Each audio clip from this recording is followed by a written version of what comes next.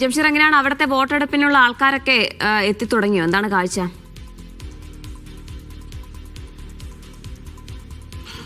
തീർച്ചയായിട്ടും ഈ 7 മണിയോട് കൂടി തന്നെ വോട്ടെടുപ്പ് കൃത്യമായി ആരംഭിക്കുമെന്നുള്ളത് തന്നെയാണ് നമുക്ക് പറയാൻ കഴിയുന്നത്. ഇപ്പോൾ ഞാൻ ഉള്ളത് പാണക്കാട് CKM LP സ്കൂൾ പരിസരത്താണ്. ഇവിടെ പാണക്കാട് സാദിഖ് അലി ശിഹാബ് തങ്ങൾ, അതോടൊപ്പം തന്നെ മുനവർ അലി ശിഹാബ് തങ്ങൾ ഉൾപ്പെടെയുള്ളവർ വോട്ട് ചെയ്യാൻ അല്പസമയത്തിനകം ഇങ്ങോട്ട് എത്തും. 7 മണിയോട് കൂടി തന്നെ ഇങ്ങോട്ടേക്ക് എത്തുമെന്നുള്ള വിവരമാണ് നമുക്ക് ലഭിക്കുന്നത്.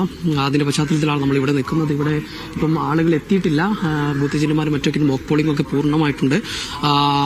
അല്പസമയത്തിനകം തന്നെ പാണക്കാട് സാദിഖ് അലി തങ്ങൾ ഉൾപ്പെടെയുള്ളവർ ഇങ്ങോട്ടേക്ക് എത്തുമെന്നുള്ള വിവരമാണ് ലഭിക്കുന്നത്. മോക്ക് പോളിംഗ് കഴിഞ്ഞിട്ടുണ്ട്.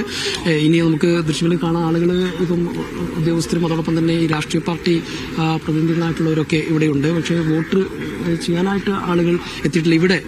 ഇവിടെ ആള് ക്യൂവിൽ എത്തിയിട്ടുണ്ടെന്നാണ് നമുക്ക് മനസ്സിലാക്കാൻ കഴിയുന്നത്. വോട്ട് ചെയ്യാൻ എത്തിയതാണോ? എത്ര നേരത്തെ തന്നെ സാധാരണ നേരത്തെ വരാറുണ്ടോ? ആദ്യം തന്നെ ഒന്ന് വോട്ട് ചെയ്യാനായിട്ട് നേരത്തെ അങ്ങ് ചെയ്തു പോയാൽ ഫ്രീ ആയി വോട്ട് ചെയ്യാനായിട്ട് വന്നാണല്ലേ? ക്യൂ ആയി എല്ലാവരും നേരത്തെ തന്നെ ഒന്ന് അതല്ലേ? തീർച്ചയായിട്ടും ഇവിടെ ആളുകളൊക്കെ വന്നു തുടങ്ങിയിരിക്കുകയാണ്. ഇപ്പം ഈ ബൂത്തിലും സമീപത്ത് അപ്പുറത്തെ ഇതിലൊക്കെ ആളുകൾ എത്തി തുടങ്ങിയിട്ടുണ്ട്, ക്യൂ ആയി തുടങ്ങിയിട്ടുണ്ട്. ഇനി 7 മണിക്ക് വോട്ടെടുപ്പ് ആരംഭിക്കുമെന്നുള്ള അവിടെ സ്ത്രീകൾ ഉൾപ്പെടെയുള്ളവർ എത്തിയിട്ടുണ്ട് എന്നുള്ളത് നമുക്ക് മനസ്സിലാക്കാൻ കഴിയുന്നത്. ഏറ്റവും കൂടുതൽ ആളുകളുള്ള ഏറ്റവും കൂടുതൽ തദ്ദേശ സ്വയംഭരണ സ്ഥാപനമുള്ള ഒരു ജില്ല കൂടിയാണ് മലപ്പുറം ജില്ല എന്നുള്ളതാണ്. വോട്ട് ചെയ്യാനായിട്ട് എത്തിയല്ലേ? നേരത്തെ തന്നെ വന്നു. നേരത്തെ വന്നു പോയാൽ കഴിഞ്ഞല്ലേ? എന്താണ് സാധാരണ ഇങ്ങനെ രാവിലെ തന്നെ ഒന്ന് പോകാറാണ്? ഓക്കെ. ഏതായാലും സംവിധാനങ്ങളെല്ലാം സജ്ജമാണ്. ആളുകളെല്ലാം തന്നെ എത്തി തുടങ്ങിയിരിക്കുന്നു. ചെറിയ ക്യൂ ആളുകളൊക്കെ ആയിട്ടുണ്ട്. ചെറിയ രീതിയിലാണ് വന്നിട്ടുള്ളത്. ഏതായാലും ഇനി വോട്ടെടുപ്പ് തുടങ്ങുക എന്നുള്ള പ്രക്രിയ മാത്രമേ ഉള്ളൂ. ആളുകൾ എല്ലാം തന്നെ വോട്ടെടുപ്പിനായി സജ്ജമായി എത്തിക്കഴിഞ്ഞു എന്നുള്ളതാണ്.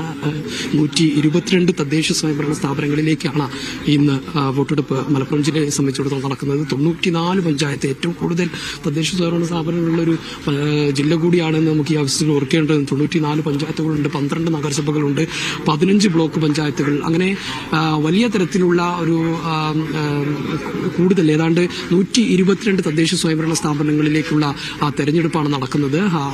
2759 ഡിവിഷനുകളിലേക്കുള്ള തെരഞ്ഞെടുപ്പ്.